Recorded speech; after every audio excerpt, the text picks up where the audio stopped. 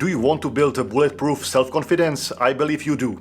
I believe you also want to feel confident in practice or in a match and have a long-term confidence in yourself. That's why in today's video I'm going to introduce you to 7 ways to achieve this bulletproof confidence. Every touch is equally important. That's right. If you want to build strong confidence, you need to think about the fact that every touch you make on the ball is equally important. This journey to confidence starts at the very beginning. If you think about every touch the same, if you realize that every touch can decide a set or a match, then you should treat every touch the same. From the very first touch in the practice, tell yourself that this first touch is important just as your last touch of the ball is important. Because if you practice focused and approach every ball responsibly, you will build your confidence with every touch. Our head and body is a huge computer that is always learning, and if you take many, I mean the thousands of positive actions and touches of the ball, you can expect good touches in the future and bulletproof confidence. You will then say to yourself, and your subconscious will be convinced of it, if I have played all the balls and touches honestly, concentrated, nothing can surprise me in the future. You'll just believe in yourself. But if all that matters to you is just attacking, serving or blocking, forget about good performance and strong self-confidence. Yes, you can hit well, but then there will be the mistakes in the receiving, defending or setting, because you tell yourself that these skills are not that important to you and you subconsciously put this into your head.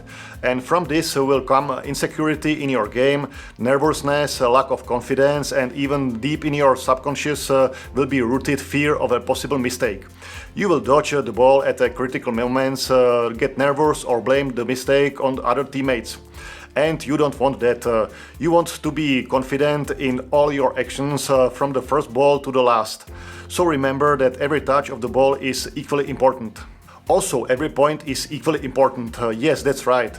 Every point means gaining only 1 point. Nothing more, nothing less. It doesn't matter if the score is 0-0 or 24-24. It's still about 1 point. And you should treat every point the same in the match. They are all equally important.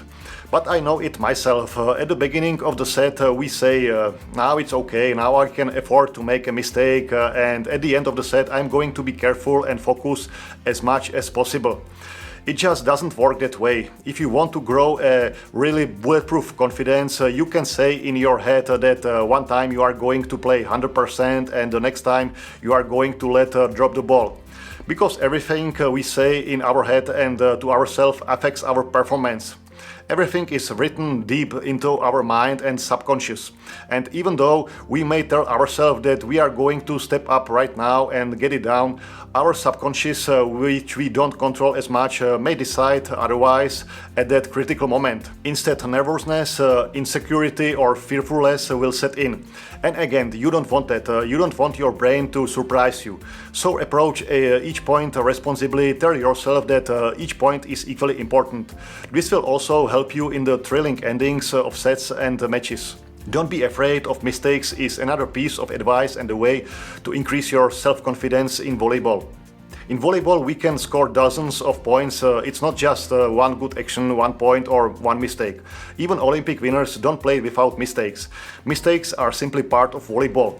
That's a fact. Also, Michael Jordan talks about the fact that he missed more than 9,000 baskets in basketball, and I can say that I made thousands of mistakes too. On the other hand, we try to minimize our individual or team mistakes. That's why you train to be a better player and make less mistakes. Still, some volleyball players are very afraid of any mistakes, and when they make one, they immediately feel bad. This mistake throws them off and their confidence is gone in a second. Therefore, don't think about a possible mistake. Concentrate on each ball, play it as best as possible. If you still make a mistake, acknowledge the mistake, quickly evaluate why you made it, but don't let it affect you in the next few minutes. Don't let the mistake make you nervous, anxious or shake your confidence. Think that you cannot return this ball and focus on the next ball, because you can influence it. You should also write down your strengths and weaknesses. We all know what we are good at and where we need to add. And really, everyone has a weakness, even the best players in the world. So write down what you think are your strengths, which volleyball skills you are good at. Also write down the things you are not good at. It's a good tool for your self-esteem, and by defining your strengths and weaknesses, you will boost your confidence while knowing what to work on more.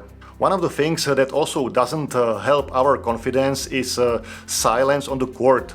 Sure, there are players who are not emotionally visible, who don't jump a meter off the ground with joy after every point. But in games, we often find ourselves in the difficult situations. And that's why we need to talk while we play. Call for the easy ball mine, talk to the other player about how we are going to pass upcoming serve. Speak up towards with the middle blocker about what to block. When we talk, we are showing the team and the coach that we are in the game, that we want to do our best. But we also don't let our minds shut down, get flustered, lose confidence. If you don't talk, it's much harder to get out of critical situations in a game. On the other hand, I'm not saying that you should comment on every ball and touch. Rather, my advice is directed towards a regular, brief communication during play on the court. Be a good teammate. The fact is that not only you affect your confidence, but because volleyball is a team sport, your teammates affect your confidence as well. If you are a good teammate, if you help others behave in a sportsmanlike, team fighting, encouraging manner, then expect the same positive feedback from other players. And when the game gets tough, when you are on the edge of your confidence, that positive feedback from your teammates can help you and your confidence significantly. Sometimes all it takes is a touch of the shoulder or a friendly look to make you feel better. But if you play like a prima donna, if you see other players' mistakes all around you, if you shout at your teammates and gossip about them, forget about their help. Just like you, then they will take advantage of the situation, and if you don't do well, they won't help you, and rather they will strike you in the heart because they don't like you.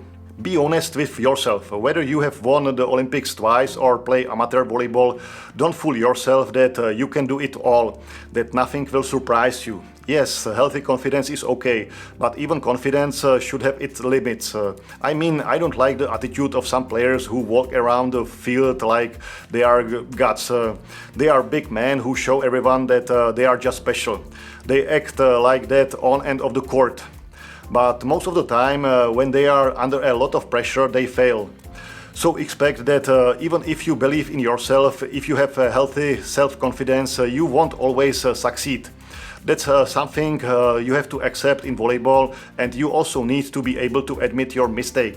So just don't act like a champion, it won't add to your confidence, but instead play every ball and every point like the best players in the world with focus, honesty and precision. Also, every player needs a kick sometimes, needs a stimulus that he doesn't find inside himself at the moment. That's why I recommend to have your favorite sports or volleyball motivational videos or motivational movies. And if you are feeling insecure, if you are going through a tough time, if something is wrong with you, then maybe you can watch my motivational video to give you a boost and help your confidence. Or watch a motivational movie like Rocky, Warrior, Invincible.